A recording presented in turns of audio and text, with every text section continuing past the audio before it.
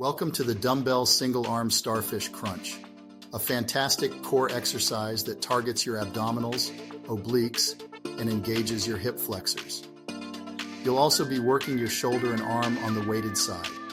Start by lying on your back, legs spread out wide in a starfish position. Hold a dumbbell in one hand and extend that arm straight up toward the ceiling. Now, bring the opposite leg up while simultaneously crunching up, reaching the dumbbell toward your foot. As you crunch, make sure to keep your arms straight and your core tight. Pause for a moment at the top of the movement to feel the contraction in your abs. Then slowly lower back down to the start.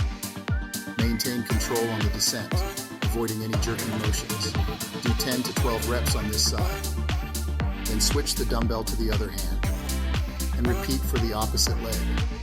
Remember, keeping your core tight and using slow, controlled movements will maximize the effectiveness of this exercise.